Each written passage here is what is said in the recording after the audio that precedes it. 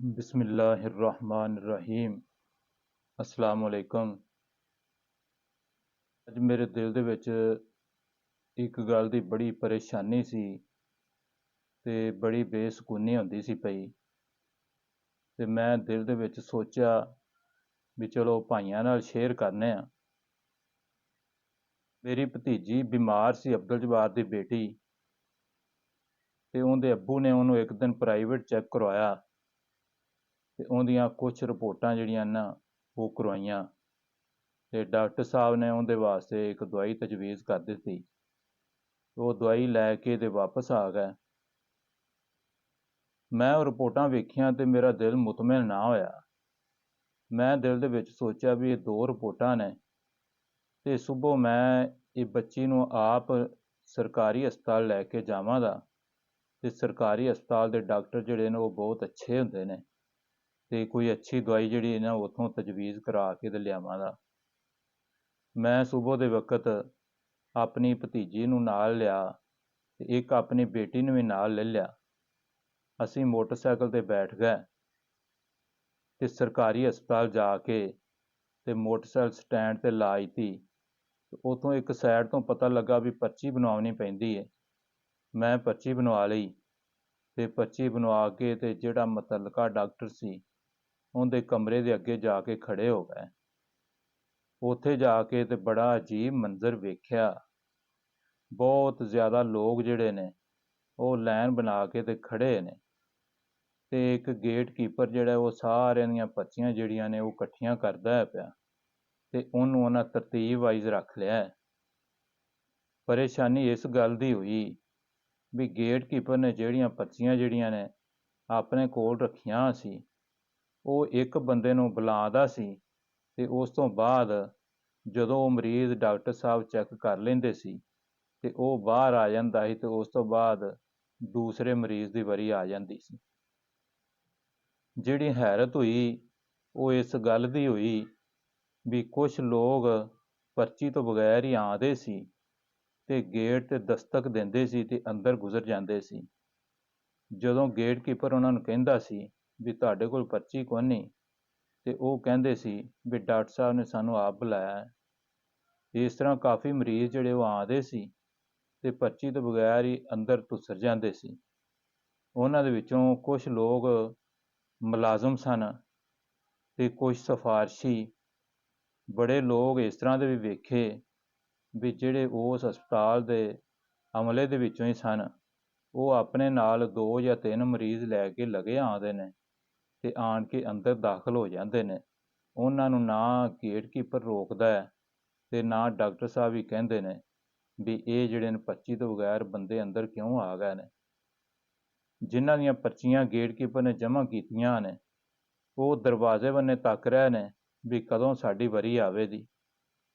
ਇਸ ਤਰ੍ਹਾਂ ਕਰਦਿਆਂ ਕਰਾਉਂਦਿਆਂ ਅਖੀਰ ਵਾਰੀ ਸਾਡੀ ਆ ਹੀ ਗਈ ਤੇ ਮਰੀਜ਼ਾ ਜਿਹੜੀ ਹੈ ਅੰਦਰ ਪਹੁੰਚ ਗਈ। ਨਾਲ ਮੈਂ ਆਪਣੀ ਬੇਟੀ ਨੂੰ ਭੇਜ ਦਿੱਤਾ ਤੇ ਮੈਂ ਬਾਹਰ ਉਹਨਾਂ ਦਾ ਇੰਤਜ਼ਾਰ ਕਰਨ ਲੱਗ ਪਿਆ ਵੀ ਹੁਣੇ ਜਿਹੜਾ ਨਾ ਦਵਾਈ ਲਿਖਵਾ ਕੇ ਤੇ ਬਾਹਰ ਆ ਜਾਂਦੀਆਂ ਨੇ। ਜਦੋਂ ਉਹ ਬਾਹਰ ਆਈਆਂ ਤੇ ਉਹਨਾਂ ਦੇ ਨਾਲ ਇੱਕ ਆਦਮੀ ਸੀ ਤੇ ਉਹ ਜਿਹੜੀ ਡਾਕਟਰ ਸਾਹਿਬ ਨੇ ਪਰਚੀ ਲਿਖ ਕੇ ਦਿੱਤੀ ਸੀ ਉਹਦੇ ਉੱਤੇ ਕੁਝ ਟੈਸਟ ਸਨ ਤੇ ਉਹ ਪਰਚੀ ਉਸ ਆਦਮੀ ਨੇ ਫੜੀ ਏ ਤੇ ਉਹ ਕਹਿ ਰਿਹਾ ਵੀ ਡਾਕਟਰ ਸਾਹਿਬ ਨੇ ਕਿਹਾ ਮੈਨੂੰ ਵੀ ਇਹਨਾਂ ਨੂੰ ਨਾਲ ਲੈ ਜਾ ਤੇ ਲੈਬਾਰਟਰੀ ਦੇ ਵਿੱਚੋਂ ਇਹਨਾਂ ਦੇ ਟੈਸਟ ਜਿਹੜੇ ਨੇ ਕਰਵਾ ਕੇ ਲੈ ਕੇ ਆਓ ਤੇ ਫਿਰ ਮੈਨੂੰ ਆਣ ਕੇ ਚੈੱਕ ਕਰਵਾਇਆ ਜੇ। ਮੈਂ ਉਸ ਆਦਮੀ ਨੂੰ ਕਿਹਾ ਵੀ ਇਹ ਪਰਚੀ ਜਿਹੜੀ ਹੈ ਸਾਨੂੰ ਵਾਪਸ ਕਰ ਦੇ ਤੇ ਮੈਂ ਜਿਹੜਾ ਖੁਦ ਟੈਸਟ ਕਰਵਾ ਲਵਾਂਗਾ। ਇੱਥੋਂ ਹਸਪਤਾਲ ਦੇ ਵਿੱਚ ਬੜੀ ਵੱਡੀ ਲੈਬ ਹੈ, ਇੱਥੋਂ ਟੈਸਟ ਜਿਹੜੇ ਨੇ ਸਸਤੇ ਵੀ ਹੋ ਜਾਣਦੇ ਤੇ ਜਲਦੀ ਵੀ ਹੋ ਜਾਣਦੇ।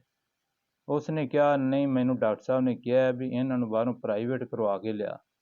ਮੈਂ ਬਹੁਤ ਹੈਰਾਨ ਤੇ ਪਰੇਸ਼ਾਨ ਹੋਇਆ ਵੀ ਕਰਪਸ਼ਨ ਜਿਹੜੀ ਹੈ ਉਹ ਮੁਲਕ ਦੇ ਵਿੱਚੋਂ ਕਿਵੇਂ ਖਤਮ ਹੋਵੇਗੀ। ਜਿਹੜਾ ਜਿੰਨੇ ਜੋਗਾ ਹੈ ਉਹ ਆਪਣਾ ਹੱਥ ਪੈਰ ਮਾਰਦਾ ਹੈ ਪਿਆ। ਮੈਂ ਜ਼ਬਰਦਸਤੀ ਉਸ ਆਦਮੀ ਕੋਲੋਂ ਪਰਚੀ ਲਈ ਤੇ ਉਹਨੂੰ ਮੈਂ ਕਿਹਾ ਵੀ ਤੂੰ ਭਾਈ ਜਿਹੜਾ ਨਾ ਚਲਾ ਜਾ ਤੇ ਇਹ ਟੈਸਟ ਜਿਹੜੇ ਨੇ ਅਸੀਂ ਬਜ਼ਾਤੇ ਖੁਦ ਕਰਵਾ ਲਵਾਂਗੇ। ਉਹ ਸਾਨੂੰ ਮਜਬੂਰ ਕਰਨ ਲੱਗ ਪਿਆ ਵੀ ਅਗਰ ਤੁਸੀਂ ਟੈਸਟ ਬਾਹਰੋਂ ਨਹੀਂ ਕਰਵਾਉਣੇ ਮੇਰੇ ਨਾਲ ਜਾ ਕੇ ਤੇ ਚਲੋ ਆਓ ਡਾਕਟਰ ਸਾਹਿਬ ਦੇ ਕੋਲ ਆਓ ਤੇ ਉਹਨਾਂ ਨੂੰ ਇਹ ਗੱਲ ਕਹਿ ਦੇਵੋ ਵੀ ਅਸੀਂ ਟੈਸਟ ਜਿਹੜੇ ਨਾ ਪ੍ਰਾਈਵੇਟ ਨਹੀਂ ਕਰਵਾਉਣੇ ਤੇ ਅਸੀਂ ਹਸਪਤਾਲ ਦੇ ਅੰਦਰੋਂ ਹੀ ਕਰਵਾਉਣੇ। ਮੈਨੂੰ ਬਹੁਤ ਗੁੱਸਾ ਆਇਆ। ਮੈਂ ਉਹ ਪਰਚੀ ਜ਼ਬਰਦਸਤੀ ਉਸਦੇ ਕੋਲੋਂ ਛੀਨੀ ਤੇ ਉਸਨੂੰ ਕਿਹਾ ਵੀ ਜਾ ਡਾਕਟਰ ਸਾਹਿਬ ਨੂੰ ਖੁਦ ਜਾ ਕੇ ਕਹਿ ਲੈ, ਅਸੀਂ ਜਾ ਕੇ ਡਾਕਟਰ ਸਾਹਿਬ ਨੂੰ ਇਹ ਗੱਲ ਨਹੀਂ ਕਹਿਣੀ। ਉਹ ਆਦਮੀ ਚਲਾ ਗਿਆ। ਅਸੀਂ ਜਿਹੜਾ ਉੱਥੇ ਜਿਹੜੀ ਅੰਦਰ ਲੈਬ ਸੀ, ਉਹਨਾਂ ਨੂੰ ਜਾ ਕੇ ਤੇ ਆਪਣੇ ਸੈਂਪਲ ਦਿੱਤੇ ਤੇ ਉਹ ਸਾਰੇ ਟੈਸਟ ਜਿਹੜੇ ਨੇ 600 ਤੇ 30 ਰੁਪਏ ਦੇ ਹੋ ਗਏ। ਉਸ ਤੋਂ ਬਾਅਦ ਅਸੀਂ ਵਾਪਸ ਆ ਗਏ। ਉਹ ਟੈਸਟ ਦੂਸਰੇ ਦਿਨ 9 ਵਜੇ ਜਿਹੜੇ ਉਹਨਾਂ ਦੀਆਂ ਰਿਪੋਰਟਾਂ ਮਿਲਣੀਆਂ ਸੀ ਤੇ ਬਾਹਰੋਂ ਆਉਂਦਿਆਂ ਮੇਰੇ ਦਿਲ ਦੇ ਵਿੱਚ ਇਹ ਗੱਲ ਆਈ ਵੀ ਮੈਂ ਪ੍ਰਾਈਵੇਟ ਜਿਹੜਾ ਨੇ ਪਰਚੀ ਚੈੱਕ ਤਾਂ ਕਰਵਾਵਾਂ ਤੇ ਉਹਨਾਂ ਨੂੰ ਪੁੱਛਾਂ ਵੀ ਇਹ ਟੈਸਟ ਜਿਹੜੇ ਨੇ ਇਹ ਕਿੰਨੇ ਦੇ ਹੁੰਦੇ ਨੇ।